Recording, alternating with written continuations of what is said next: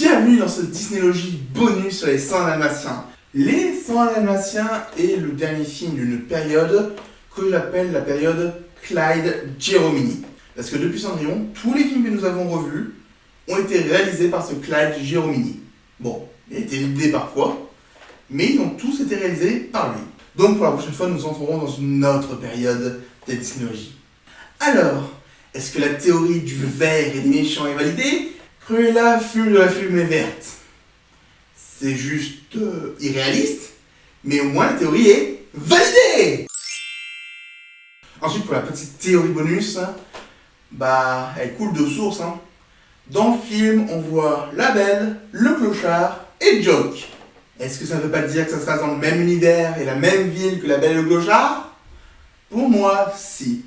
Du coup, ça veut dire que les 100 Dalmatiens se passent en même temps que la Belle et le clochard et que Peter Pan. Là, on est vraiment en train de faire un univers où tous les films Disney sont reliés les uns aux autres. Franchement, c'est cool. Parlons maintenant des pères et des mères Disney. On a Roger, Anita et Cruella, c'est pas forcément les héros, donc on s'en fout un peu.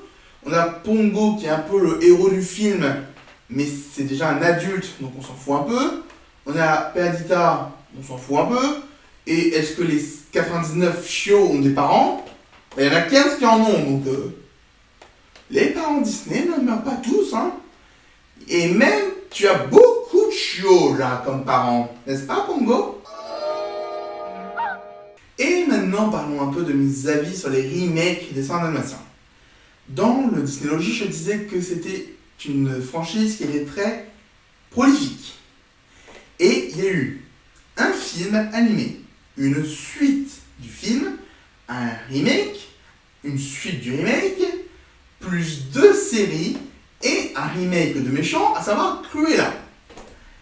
Ça fait beaucoup.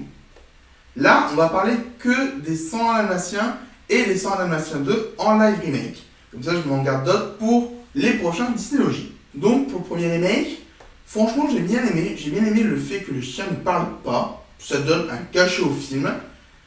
Et ça fait vraiment plaisir. On a une joie de voir tout ça. Et puis Cruella, jouée par Glenn Close, un petit délice. Dans le Disneylogie, je disais que je n'avais quasiment aucun souvenir de scène marquante dans les 100 Dalmatiens. Et bien dans le remake, j'en ai plein qui me reviennent. Et je l'ai vu il y a beaucoup plus longtemps que ça. Donc franchement, c'est super cool. Bon, après, il faut avouer, l'humour n'est pas toujours très subtil. Mais quand ça tourne autour de chiens, globalement, ça va. Mais j'ai 2 petits problèmes. Tout d'abord, il y a un jeu, les 100 Dalmatiens, dans le film Les 100 Dalmatiens. Je ne sais pas d'où ça sort. Parce que ça voudrait dire, du coup, que le film a eu lieu, et personne ne se dit, tiens, ce qui se passe ressemble vachement à ce film. Mais bon, c'est comme ça, on fait avec.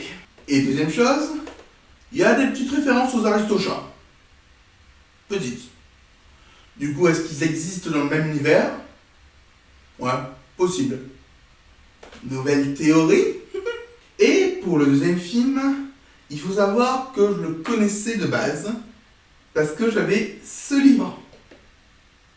Et ce livre reprend l'histoire du film, mais en mettant tous les personnages comme dans la version du dessin animé. C'est quelque chose de sympa, mais j'avoue que du coup, quand j'ai vu le film avec les vrais acteurs, il y a 2-3 trucs qui m'ont un peu surpris, notamment Gérard Depardieu qui joue dans le film et qui cabotine comme jamais. Je suis pour dire que Gérard Depardieu est un très bon acteur, mais alors là, c'est pas trop le cas. Mais bon, après, il faut dire que le générique, qui est quand même très long, annonce la couleur du film. Ça va être beaucoup basé sur l'humour. Et je trouve que ça ne va pas. Les 100 Dalmatiens n'est pas forcément un film dont l'ambiance va vers l'humour. Et du coup, ça pose problème sur pas mal de petits trucs. Notamment le personnage du perroquet qui arrête pas de parler. Il est juste pénible. Mais bon, il y a quand même des bonnes choses, notamment le concept de base. Je trouve qu'il est bon. Honnêtement, je vous conseille quand même le film. Parce que même si c'est débile, c'est du débile qui fait rire par moments. Tu te dis, oh, Ça va tellement loin, tu lâches un sourire, t'es vraiment... J'en peux plus. Mais ça marche, donc oui, les Sons Dalmatiens 2, je vous le conseille un peu. Et puis les reprises de chansons sont quand même très sympas. Et maintenant, pour terminer cette émission, nous allons voir qui est mort dans ce film. Pourquoi le générique ne se lance pas? Peut-être parce qu'il n'y a eu aucun mort? Non? Il n'y a aucun mort qui ne peut être suggéré ou montré à l'écran.